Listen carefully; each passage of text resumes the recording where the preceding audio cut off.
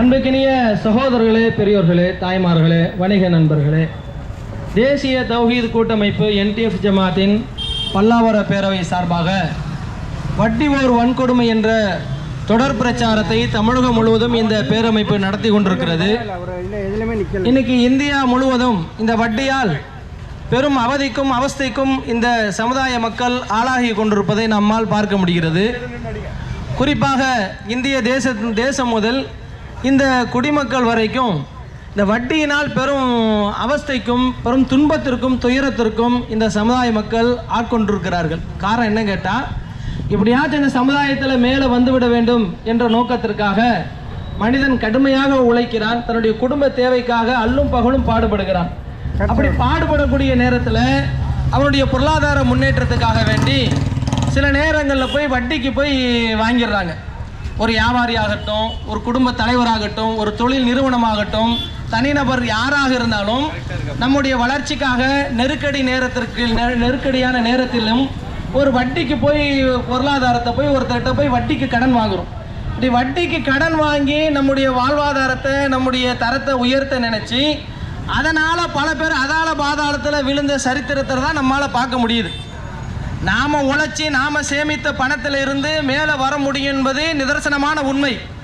ஆனால் குறுகிய காலத்தில் பெரியாள் ஆயிடலாம், அல்லது வட்டிக்கு உடனே அப்படியே வாங்கி நம்ம ஒரு வியாபாரத்தை பிக்கப் பண்ணிடலான்னு சொல்லி ரொம்ப பேர் கத்து வட்டி மீட்டர் வட்டின்னு சொல்லி கடனை போய் வட்டி அடிப்படையில் கடன் வாங்கி கடன் கட்ட முடியாமல் வட்டி கட்டவும் முடியாமல் பல தொழில் நிறுவனங்களை இழுத்து மூடிட்டு போயிட்டான். பல சிறு குறு தொழிலாளிகளெல்லாம் தொழில் நடத்த முடியாத நிலைமைக்கு தள்ளப்பட்டிருக்கிறாங்க. அப்போ ஏன் இந்த வட்டிக்கு வாங்கி இவங்களால மேன்மைக்கு வர முடியலன்னா, வட்டிக்கு வாங்கி உலகமே மேன்மைக்கு வளர முடியாத போது, ஒரு நாடே வளர முடியாத போது தனி நபரால் வட்டிக்கு வாங்கி மேலே வர முடியுமா? ஏன்னா நம்மளுடைய மனநிலை மாற்றம் அடையணும். நம்ம சம்பாதிச்ச பணத்தில் நாம் மேலே வரலாம். நாம் சிறுக சிறுக சேமித்து வைத்த பணத்தை முதலீடு செய்து நம்ம ஒரு பெரிய ஆள் ஆகலாம். ஆனால் கடனுக்கு வாங்கி அதுவும் அந்த கடனை வட்டிக்கு வாங்கி நாம் ஒரு ஆளாக ஆகிடலாம், ஒரு பெரிய அந்தஸ்து அடைஞ்சிடலாம், பணக்காரனாக மாறிடலாம் என்று பல பேர் பகல் கனவு கண்டு கடனை போய் வட்டிக்கு வாங்கி அதை நாள் வட்டிக்கு மீட்டர் வட்டிக்கு கத்து வட்டிக்கெல்லாம் வாங்கி வட்டி கட்ட முடியாமல் முதலும் போய் உள்ளதும் போய் சொல்லுவாங்களே, பிடிச்ச மீனும் போய் பொட்டி மீனும் போய் பல பேர் நடுத்தெருவுக்கு வந்த காட்சியை பார்க்குறோம். பல பேர் வட்டி கட்ட முடியாமல் நாடு விட்டு நாடு தலைமறைவாக தப்பித்து ஓடக்கூடிய காட்சியை பார்க்குறோம். பல நாடுகள் வட்டி கட்ட முடியாமல் உலக நாடுகிட்ட அடமானம் வைத்து அரஸ்டான கதையை பார்க்குறோம். இப்படி வட்டினால உலக நாடுகளையே நிர்வாகம் செய்ய முடியாத பொழுது சராசரி மனிதர் நம்மளால எப்படிங்க வட்டிக்கு வாங்கி மேலே வர முடியும்? என்னைக்காச்சும் நம்ம அதை யோசிச்சு பார்த்தோமா? நாம் ஒரு வாடகை வீட்டில் தான் இருந்துட்டு இருப்போம். நம்மளை என்ன செய்யலாம், விளம்பரத்தில் போட்டு நீங்கள் சொந்த வீடு வாங்குங்க, நீங்கள் வீடு வாங்குவதற்கு வங்கியிலிருந்து உங்களுக்கு ஹவுஸ் லோன் தருகிறோம் என்று ஆசை வார்த்தை காட்டி நம்ம ஒரு சொந்த வீடு வாங்க வைக்கணும் என்ற பேரில் 50-60 லட்சம் ரூபாய்க்கு நம்மள ஒரு வீடை வாங்க வைக்கிறோம். 50 லட்ச ரூபா வீட்டுக்கு 50 லட்ச ரூபா வட்டியை போடுறோம். அப்போ 1 கோடி ரூபாய் நம்மளால் கட்ட முடியுமா? நாம் வாங்குற 20,000, 30,000, 40,000 வருமானத்தை வைத்துக்கொண்டு 1 கோடி ரூபாய்க்கு நம்ம வீடு வாங்கி நம்ம இந்த வாழ்நாள் அடைக்க முடியுமா? அப்போ 30 வருஷத்துக்கு வட்டி கட்டணும்னு சொல்லி நம்ம மாசம் சம்பாதிக்கிறதுல வட்டி கட்டிக்கிட்டே இருந்தா நாம எப்படி குடும்பம் நடத்த முடியும்? ஒரு கட்டத்துக்கு மேல வட்டி கட்ட முடியாம அந்த வீட்டுடைய முதலையும் அடைக்க முடியாம அந்த வீட்டு பத்திரம் வங்கியிலே இருக்கும். அப்ப கடைசியா வங்கிக்காரன் பார்ப்பான், நீ போதுமான கடனை அடைக்கல, நீ வட்டியும் கொடுக்கல, அதனால உன் வீட்டை நாங்க ஜப்தி செஞ்சு ஏலத்துல விட போறோம்னு சொல்லி வங்கியில எவன் நமக்கு கடன் கொடுத்து வீடை வாங்கின ஆசை வார்த்தை ஊட்டி நம்மளை வீடை வாங்க வச்சானோ அவனே அந்த வீட்டை விற்று ஜப்தி செய்து ஏலத்தில் விடுவான். அப்போ நம்ம இவ்வளோ காலமாக 30-40 லட்சம் சேர்த்து வச்சோமே, அந்த பணம் நமக்கு போயிருச்சா? இந்த மாதிரி தான் எல்லாமே, வீடு கட்டுறதாகட்டும், ஒரு நிலம் வாங்குவதாக இருக்கட்டும், ஒரு வியாபாரத்துக்கு போய் கடன் வாங்குவதாக இருக்கட்டும், எதை போய் நீங்கள் வங்கியில் கடனுக்கு வட்டிக்கு வாங்கினாலும் அந்த வட்டி கட்ட முடியாமல் 100-90 பேர் அவங்க வட்டி கட்ட முடியாமல் நடுத்தெருவுக்கு வந்ததாகத்தான் சரித்திரமே தவிர யாரும் முன்னேறியதாக சரித்திரமே இல்லை. ஆக நமக்கு மனிதனுடைய பேராசை தான் இந்த வட்டியில் போய் நம்மளை விலை செய்யுது என்பதை சிந்தித்து பார்க்கணும். எந்த அளவுக்கு மனிதர்கள் வட்டி மீது இன்னைக்கு பேராசை உடையவர்களாக இருக்கிறாங்கன்னா, மனிதனுடைய பேராசை தான் அவனுடைய அழிவுக்கு காரணம். மனுஷன் அழிஞ்சு போறானா அதுக்கு காரணம் யாரு? யாரும் அவன் கையை பிடிச்சி இழுத்துட்டு போய் அவனை குழியில தள்ளல, தன்னுடைய பேராசை தான் அவனை குழியில தள்ளி இருக்கு. பேங்க்ல போட்டு 6% 7% வட்டி கொடுக்குறான் பத்தலன்னு சொல்லி தனியார் நிதி நிறுவனத்தில் போய் பணத்தை போடுறாங்க 30% வட்டி கிடைக்கிண்டு. தனியார் நிதி நிறுவனம் இருக்குல்ல, இந்த மயிலாப்பூர்ல ஒரு நிதி நிறுவனம் ஒருத்தன் வந்து போய் கைதான பாருங்க போன வாரம். பல்லாயிரக்கணக்கான கோடி. இந்தியா தமிழ்நாட்டில் பொறுத்த வரைக்கும் 9 லட்சம் மக்கள், 9 லட்சம் மக்கள் தனியார் நிறுவனத்தில் போய் தங்களுடைய பணங்களை முதலீடு செய்து அந்த முதலீடுக்கு வட்டியும் கிடைக்காம மூலமும் கிடைக்காம தமிழகத்தில் மட்டுமே 14,000 கோடி நிதி நிறுவனங்கள் மோசடி செஞ்சிருக்கிறான். இந்த போன வாரம் நீங்க நியூஸ் சேனல்ல பாத்தீங்களா? மயிலாப்பூர்ல இருக்கக்கூடிய தனியார் நிறுவனத்தில் தன்னுடைய பணத்தை எல்லாம் போய், அதாவது 1 லட்ச ரூபாய் இன்வெஸ்ட்மெண்ட்ல பண்றானவங்க மாசம் 30,000 உங்களுக்கு வட்டி கொடுக்குறேன்னு சொல்லுவான். 1 லட்ச ரூபா போட்டா 30,000 வட்டி, 5 லட்ச ரூபா போட்டா உங்களுக்கு 1 லட்ச ரூபா வட்டி, 1.5 லட்ச ரூபா வட்டின்னு ஆசை வார்த்தை காட்டின உடனே கையில் இருக்கிற பணத்தை கொண்டு போய் முன்ன பின்ன தெரியாத நிதி நிறுவனத்தில் போடுறீங்க. அப்படி நிதி நிறுவனத்தில் நீங்க அந்த பணத்தை போட்டா கடைசியில் 5 வருஷம் 10 வருஷம், இவன் எத்தனை வருஷம் நடத்தி இருக்கிறான்? மயிலாப்பூர்ல நடத்தினவன் 90 வருஷம் நடத்தின நிதி நிறுவனம் சுருட்டிட்டு ஓடிட்டான். அப்ப மக்கள் எல்லாம் நீங்க சிந்திக்க வேண்டாமா? அதிகமான வட்டிக்கு ஆசைப்பட்டு தனியார் நிதி நிறுவனங்கள்ல போட்டு பணத்தை இழக்கிறோம், வங்கியில போட்டு பணத்தை இழக்கிறோம். இப்படி வட்டிக்கு பேராசைப்பட்டு பிறருடைய பணத்தை சாப்பிடக்கூடிய மனநிலைக்கு இந்த பொதுமக்கள் என்னைக்கு தள்ளப்பட்டார்களோ அன்னைக்கே இந்த நாடு நாசமா போயிருச்சு. நம்ம வியாபாரத்தில் முன்னேற்றம் இல்லை. நம்ம அதிகாலையில் என்ன செய்யறோம்? வியாபாரத்துக்கு கோயம்பேடுல சாமான் இறக்கிறதுக்கு அன்னைக்கு நாள் வட்டிக்கு போய் கத்து வட்டிக்காரன் கேட்கறமா இல்லையா? இப்படி கத்து வட்டிக்காரங்கிட்ட வட்டிக்கு வாங்கி வியாபாரம் பார்த்து எவன் முன்னேறினா? நீங்க சம்பாதிக்கிற பணத்தை வட்டிக்காரனுக்கு கட்டதான் சரியா இருக்க தவிர நீங்க சம்பாரிச்சு வீட்டுக்கு கொண்டு போக முடியல. ஏன்? வட்டியினால சம்பாதிக்கிற பணம் நம்ம உடம்புல ஒட்டாது. அது மோசடி, அது பொருளாதார சுரண்டல். ஒருத்தனை ஏமாத்தி புடுங்கக்கூடியதானங்க வட்டி. ஒரு வியாபாரம்னா இப்ப நம்ம ஒரு கடையில ஒரு சோப்பு வைக்கிறோம், அதுக்கு 1 ரூபா லாபம் வைக்கிறோம். வட்டினா என்ன? ஒரு 1000 ரூபாய் கடனை கொடுத்துட்டு இந்த மாசம் 100 ரூபாய் வட்டி கொடு, அடுத்த மாசம் 100 ரூபாய் வட்டி கொடு என்று மாசம் ஒரு 1000 ரூபாய்க்கு வட்டி வாங்கிட்டே இருக்கிறானா இது சுரண்டல் இல்லையா? இது சூதாட்டம் இல்லையா? இது சுரண்டல் சூதாட்டம் என்பதனால தான் இந்திய அரசாங்கம் கூட கத்து வட்டியை தடை செய்திருக்கிறான். கத்து வட்டியும் ஒண்ணுதான், வட்டியும் ஒண்ணுதான். அப்ப வட்டிக்கு மக்களை வந்து இந்த அளவுக்கு பழக்கி விட்ட அரசாங்கம் மக்கள் வட்டி வாங்கி வட்டி கொடுத்து கத்து வட்டிக்கு வாங்குற மனநிலைக்கு போயிட்டாங்க. அது இல்லாம பல பொதுமக்கள் என்ன நினைக்கிறோம்? வீடுகளுக்கு தேவையான சாமான் செட்டு வாங்கணுமா, இஎம்ஐல போய் சாமான் செட்டு வாங்குறீங்க, கார் வாங்குறீங்க, பைக் வாங்குறீங்க, டிவி வாங்குறீங்க, செல்போன் வாங்குறீங்க, மிக்சி வாங்குறீங்க, ஏசி வாங்குறீங்க, ஃப்ரிட்ஜ் வாங்குறீங்க. சொந்த பணத்துல சம்பாரிச்சு வாங்கினா பரவாயில்ல, கடனா போய் வாங்குறீங்க, இஎம்ஐல போய் வாங்குறீங்க. இஎம்ஐ கட்ட முடியலன்னா வீட்டில் வந்து தூக்கிட்டு போயிடுறானா? அப்ப எதுக்கு இந்த பேராசை? எதுக்கு இந்த பெருமை? எதுக்கு இந்த பகட்டு? அப்ப இந்த மாதிரி வட்டிக்கு வாங்கி வியாபாரம் பண்ணாலும் விருத்திக்கு வர மாட்டேங்குது. வட்டிக்கு வாங்கி லோன் போட்டு வீடு கட்டினாலும் வீடை வந்து ஜப்தி பண்ணிட்டு போயிடுறான். இஎம்ஐல போய் நீங்க சாமான் செட்டு வாங்கினாலும் 4 மாசம் டிவி கட்டாட்டா வண்டியை தூக்கிட்டு போயிடுறான். அப்போ மனிதராகிய நம்ம சிந்திக்கணும். நாம இறைவன் நமக்கு எதை வருமானமாக கொடுத்தானோ அதை வைத்து வாழ நீங்க பழகணும். இப்ப பாருங்க, இந்த புதுக்கோட்டையில இந்த போன வாரங்க ஒரு தொழிலதிபர், ஒரு செம்பு தயாரிக்கிற ஒரு தொழிலதிபர் குடும்பத்தோட கார்ல இருந்து தற்கொலை பண்ணிக்கிட்டாருங்க. வட்டிக்கு வாங்கி நிறுவனத்தில் போட்டிருக்கிறார், வியாபாரத்தில் போட்டிருக்கிறார். பல லட்சங்களை வந்து பல கோடிகளை வங்கியில கடன் வாங்கி வியாபாரத்துக்கு போட்டு வட்டி கட்ட முடியாம, கடனை அடைக்க முடியாம, பொண்டாட்டி புருஷன் அம்மா 2 புள்ள 5 பேர் கார்ல விஷத்தை குடிச்சு தற்கொலை பண்ணிக்கிட்டாங்க. இவர் யாரு? ஒரு சமுதாயத்தில் பெரிய நிறுவனம், நம்மள மாதிரி கடையில் பெரிய கம்பெனி வச்சு நடத்தின ஆளாலேயே வட்டி கட்ட முடியல. அப்ப வட்டிக்கு வாங்கி ஒரு நாடு வட்டி கட்ட முடியுதா? நம்ம இந்திய நாடு எடுத்துக்கொள்ளுங்க. நம்ம இந்திய நாடு இந்த நாட்டுக்கு பட்ஜெட் போடுறான்ல, இந்த வருஷம் எவ்வளவு பட்ஜெட் போட்டான்? 47 லட்சம் கோடி பட்ஜெட் போட்டிருக்கிறான். பட்ஜெட்ல 11 லட்சம் கோடி வட்டி மட்டுமே கட்டுறான் இந்திய அரசாங்கம். எவ்வளவு? 11,90,000, கிட்டத்தட்ட 12 லட்சம் கோடி. 12 லட்சம் ரூபாய் இல்ல, 12 லட்சம் கோடிய உலக வங்கிக்கு வட்டியாவே கட்டுற இந்திய அரசாங்கம். வட்டி கட்டுறதுனால தான் இந்திய நாடு உருப்படல. ஏன் இவ்வளவு விலைவாசி? 30 ரூபா 35 ரூபா வித்து அரிசி 70 ரூபா விற்கிது. ஏன் பாமாயில் 70 ரூபா 80 ரூபா விற்கிறான்? 1 லிட்டர் பெட்ரோல் 103 ரூபா விற்கிறான்? பால் எதுக்கு 30 ரூபா விற்கிறான்? எல்லாம் வரி, எல்லாம் வட்டி. இவன் உலக நாட்டில் ஊதாரித்தனமா செலவு பண்றதுக்கு கடன் வாங்கி அந்த கடனுக்கு வட்டி கட்டுறதுக்கு நம்ம தாலியை தான் இருக்கிறோம்.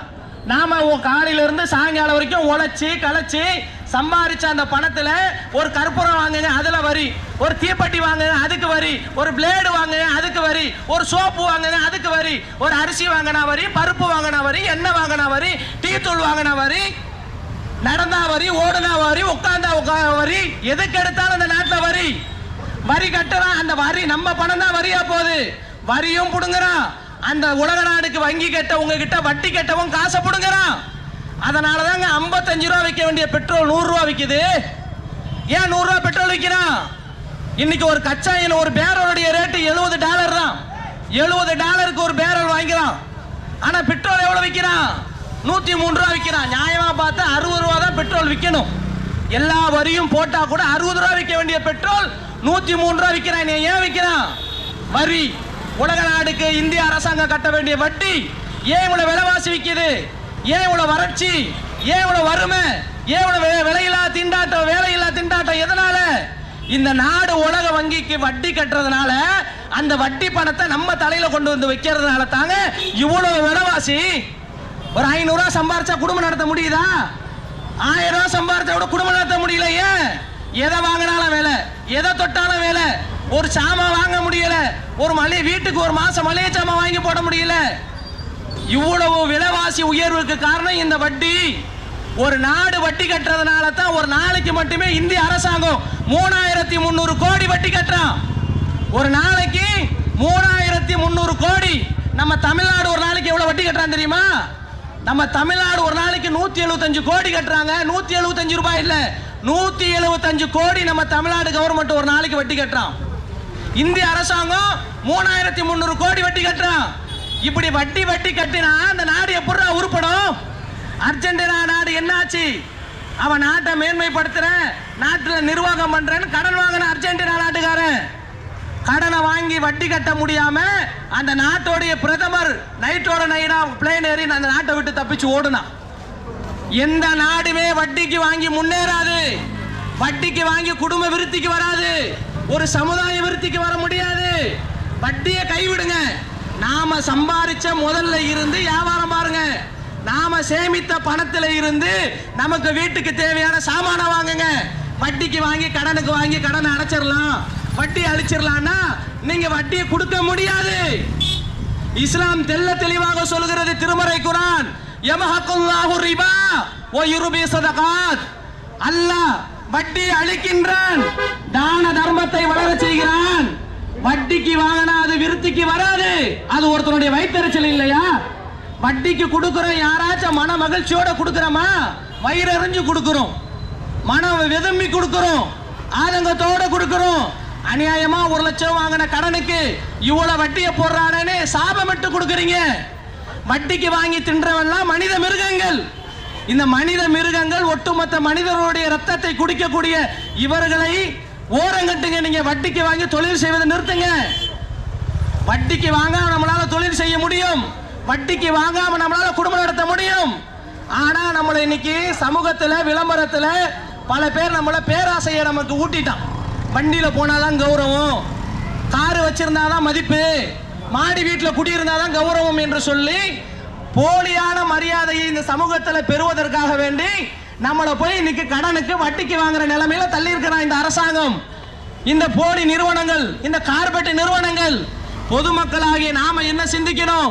கூழானாலும் குடித்து குடி, கண்டையானாலும் கசக்கி கட்டு என்ற அடிப்படையில் பொதுமக்களே வட்டிக்கு வாங்கி வியாபாரம் செய்யாதீர்கள், வட்டிக்கு வாங்கி வீடு கட்டாதீர்கள், வட்டிக்கு வாங்கி நிலம் வாங்காதீர்கள், வட்டிக்கு வாங்கி வண்டி வாங்காதீர்கள். இது எதிலுமே உங்களுக்கு கை கொடுக்காது.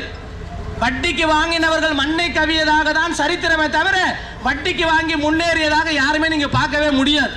வட்டிக்கு வாங்கி தின்றான அவன் நல்லா இருப்பான். நம்ம வட்டிக்கு கொடுத்து தின்றான்ல அந்த வட்டி கடைக்காரன் அவன் நல்லா இருப்பான். வட்டிக்கு கொடுத்தவன் எவன் நல்லா இருக்கிறான்? வட்டிக்கு எவன் வட்டி கட்டுறானா அவன் மண்ணை தான் கவுறான். அப்ப அன்புக்குரிய சகோதரர்களே, இந்த நாடு வீழ்ச்சிக்கு முக்கிய காரணமும் இந்த சமுதாயத்துடைய வீழ்ச்சிக்கு காரணமும் இந்த வட்டி என்பதனால தான்.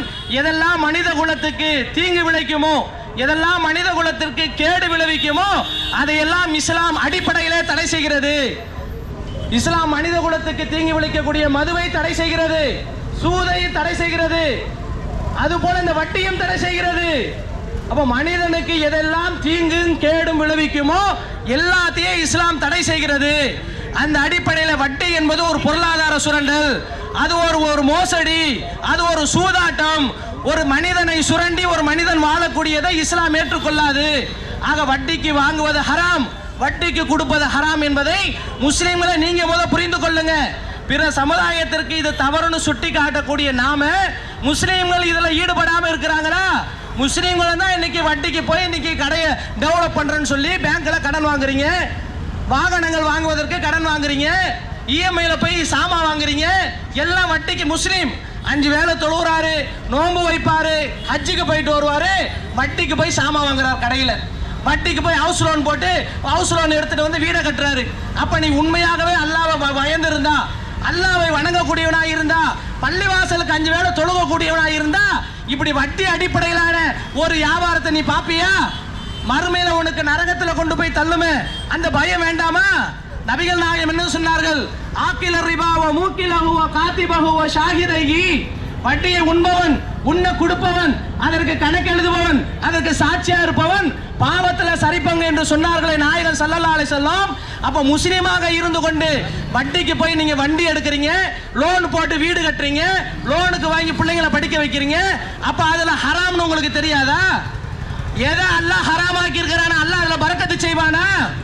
அல்லாஹ் எதை அழிப்பேன்னு குர்ஆன்ல சொல்றானோ அதுக்கு நீங்க வக்காலத்து வாங்க முன்வருவீர்களா? அப்ப முஸ்லிம்களே, நீங்க முதல்ல அல்லாஹ்வை பயந்து கொள்ளுங்கள். 5 வேளை தொழுதா மட்டும் பத்தாது, நோன்பு வைத்தால் பத்தாது. ஹராமான வழியில நான் சம்பாதிக்க மாட்டேன், ஹராமான முறையில நான் பொருளாதாரம் ஈட்ட மாட்டேன், ஹராமான முறையிலேயே என்னுடைய வாழ்க்கையை முன்னேற்ற பாதையில் கொண்டு போவதற்கு நான் வட்டிக்கு வாங்க மாட்டேன் என்று நீங்கள் முடிவெடுங்கள்.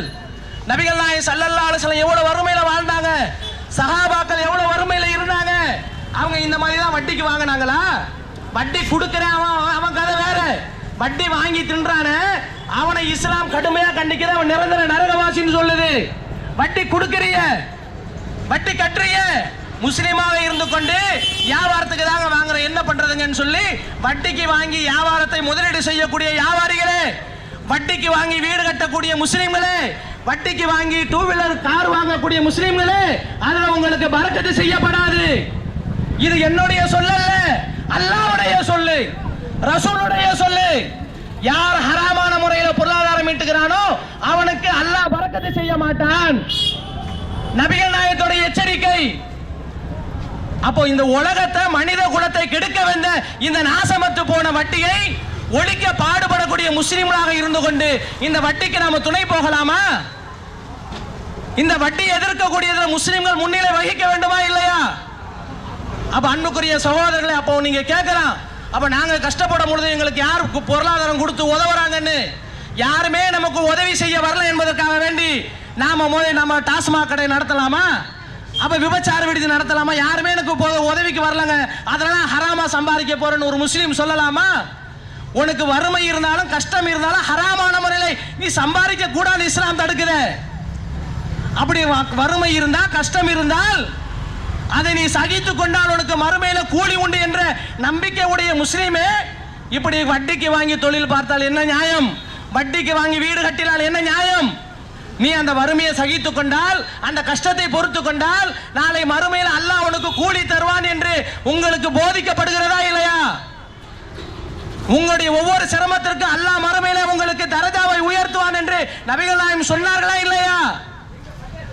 ஒரு காலில் குத்தக்கூடிய முள்ளுக்கு கூட உனக்கு சவாபு உண்டுன்னு சொன்ன இந்த மார்க்கத்தில் இருக்கக்கூடிய முஸ்லீம் தனக்கு வறுமை இருக்கு, கஷ்டம் இருக்கு, அதனால வட்டிக்கு வாங்கி நான் தொழில் பார்க்கிறேன், வட்டிக்கு வாங்கி நான் வீடு கட்டுறேன்னு சொன்னா இது நீ பொய் சொல்ற, அல்லாஹ்வை நம்பாம பேசுற.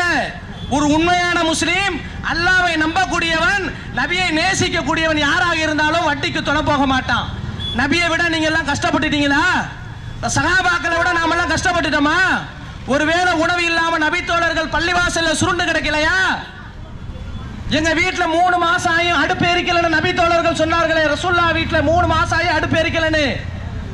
அந்த அளவுக்கு ஏழ்மையில வறுமையில நபிகள் நாயகம் இருந்த வரலாறு உங்களுக்கு ஜும்மா பயான்ல இமாம் போதிக்க தானே செய்கிறார். இதையெல்லாம் பார்த்த பிறகு கூட முஸ்லிம்களே, நீங்க வட்டிக்கு துணைக்கு போகலாமா? வட்டிக்கு வாங்கி வியாபாரம் பார்க்கலாமா? வட்டிக்கு வாங்கி வீடு கட்டலாமா? இது ஹராம். அது அல்லாஹ் பரக்கத் செய்ய மாட்டான்.